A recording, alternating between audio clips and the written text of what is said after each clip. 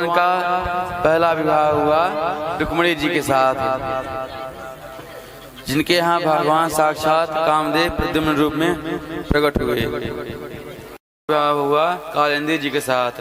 पांचवा विवाह हुआ मित्रविंदा जी के साथ। छठा विवाह हुआ भद्रा देवी के साथ। सातवां विवाह हुआ सत्या देवी के साथ। और भगवान का आठवां विवाह हुआ लक्ष्मणा जी के साथ। इस प्रकार से भगवान के 7 विवाह तो अलग अलग हुए, परंतु भगवान का 16,100 विवाह एक ही जगह हुआ था, एक साथ। परीक्षित चौक जय महाराज, इतनी राजकुमारी कहाँ से आई? तो कहते हैं कि एक भौमासुर नाम का दैत्य था। उसने जब भगवान के महाराज के बारे में श्रवण किया, उसने सोचा कि मैं 20,000 राजकुमारों के साथ विवाह करूंगा और उनके साथ महाराज रचाऊंगा। थोड़े समय में सभार्यो गरुणारूढ़ं प्राग्ज्योतिष्परं ययुः, भगवान सत्यभामा जी को साथ में लेकर के प्राग्ज्योतिषपुर पर आक्रमण कर दिया। वहां पर 5 सिर वाला मुर नाम का दैत्य था। इसका वध करने से भगवान का नाम मुरारी हुआ। बोल मुरारी भगवान की जय। अंत में समस्त राजकुमारियों ने भगवान के चरणों को अर्पित कर दिया। बोले प्रभु, आपने इस कारागार से तो मुझे मुक्त कर दिया, परंतु मैं कहाँ जाऊं? क्योंकि यह दुष्ट ने मेरा अपहरण करके लाया है, इसलिए माता पिता मुझे स्वीकार करेंगे नहीं और मुझसे कोई विवाह भी नहीं करेगा। भगवान बोले देवियों, जिसके लिए सारे दरवाजे बंद हो जाते हैं, उसके लिए हमारे घर का दरवाजा खुला रहता है। अब भगवान एक ही मूर्ति में समस्त राजकुमारियों के साथ विवाह करके सुंदर भवन बनाकर दे दिए। बोल द्वारिकाधीश की जय। इस प्रकार से भगवान के पूरी संख्या हो गई विवाह की 16,108। ये रहे हमारे द्वारिकाधीश के ठाठ। प्रत्येक रानियों से 10-10 पुत्र, 1-1 बेटियों का जन्म हुआ। बोल भक्तवत्सल भगवान की जय। भगवान के जो बड़े बेटा हैं प्रद्युम्न, उनका विवाह हुआ। उनके बेटा हुए अनिरुद्ध। अनिरुद्ध जी का विवाह 2 हुए और दोनों विवाह में बड़ा भयंकर युद्ध हुआ। पहला विवाह उनका बाणासुर की बेटी उषा देवी के साथ हुआ, परंतु उषा ने स्वप्न में ही अनिरुद्ध को अपना पति मान ली। इसीलिए जब किसी बात पर अनिरुद्ध को हंसी आई तो बाणासुर जग गया, उसने अनिरुद्ध को बंदी बना लिया। तब नारद जी महाराज आए और कहते हैं कि बड़े भगवान नाती पोता सब कुशल से तो हैं? भगवान बोले सब कुशल से हैं, परंतु क्या हुआ, 2-4 दिनों से अनिरुद्ध नहीं दिखाई दे रहा है। नारद जी बोले वाह महाराज, आपको पता नहीं है, वो तो बाणासुर के यहाँ बंदी बने हुए हैं, बाणासुर ने उन्हें बंदी बना लिया है। जब भगवान को पता चला तो संपूर्ण नारायण सेना को लेकर के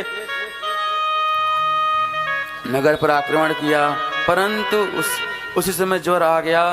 भोलेनाथ भी आ गए। बाणासुर भगवान शंकर का परम भक्त था।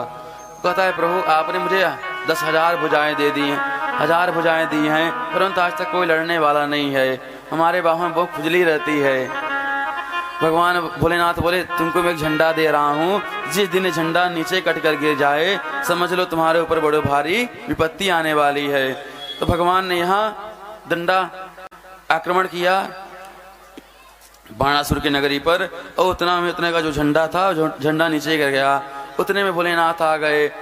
भोलेनाथ कहते हैं आइए प्रभु, कैसे आना हुआ? भगवान कहते हैं कि हमारे पौत्र को बंदी बना लिया है बाणासुर ने, इसलिए आज इसको थोड़ा मजा चखाने आए हैं। बोले राधे राधे। आप कैसे? भोलेनाथ कहते हैं आप जिसको दंड देने आए हैं, हम उसकी रक्षा के लिए आए हैं। भगवान बोले अच्छा पीछे हटो, मुझे अंदर जाना है। भोलेनाथ बोले अरे कुछ भी हो, हम भी अपने चेला के साथ विश्वासघात नहीं करेंगे। फिर कहा था आ जाओ आमने सामने। दोनों विभूति टकराने लगे तो देवताओं ने कहा प्रभु क्या आज ही सृष्टि का प्रलय करना है, क्योंकि आप कोई साधारण योद्धा नहीं है। अंत में भगवान ने क्या किया, अपना वैष्णव ज्वर छोड़ दिया और भोलेनाथ ने भी अपना माहेश्वर ज्वर छोड़ दिया, परंतु वैष्णव ज्वर ने माहेश्वर ज्वर को पराजित कर दिया। तब ज्वर ने 40 लोकों में भगवान की स्तुति करता है। इसका नित्य पाठ करने से जीव को ज्वर बाधा नहीं सताती है। अंत में बाणासुर भगवान उसकी भुजा उसी प्रकार काटने लगे जिस प्रकार से कोई व्यक्ति कुल्हाड़ी से वृक्ष की शाखाओं को काटता है। जब 4 भुजाएं शेष बची तो भगवान उसको अपना स्वरूप प्रदान कर दिए। बोले बाणासुर, मैंने तुम्हारे परदादा प्रहलाद जी को वचन दिया था, अब मैं तुम्हारे वंश में किसी का भी वध नहीं करूंगा, इसलिए भगवान उसको जीवित छोड़ दिए। और तो ये पहला विवाह उषा देवी के साथ हुआ। दूसरा विवाह रुक्मिणी के युद्ध में क्या हुआ, बलराम भैया आए विवाह करने के लिए, परंतु रुक्मिणी क्या करता है, दाऊ जी को बुला करके द्यूत कीड़ा खेलने लगा, परंतु बार बार दाऊ भैया के साथ छल करता है। उसी समय आकाशवाणी हुई और आकाशवाणी कहती है इस द्यूत कीड़ा में दाऊ भैया की जय जयकार विजय हुई है। तब दाऊ भैया कहते हैं बताओ रुक्मिणी इस बात को मानोगे कि नहीं, क्योंकि आकाशवाणी कभी झूठ नहीं बोलती है। तो रुक्मिणी क्या कहता है, सुनो बलराम तुम ग्वार ग्वालिया हो, तुम द्यूत कीड़ा के बारे में जानते हो क्या हो। अब इतना कहने के बाद भला कोई दाऊ जी क्रोध से बच पाता है। दाऊ जी को आया क्रोध, फल से पकड़ के यही मुसर मार दिए, तो रुक्मिणी का भी प्राणांत हो गया। बोल कृष्ण बोले देव की जय।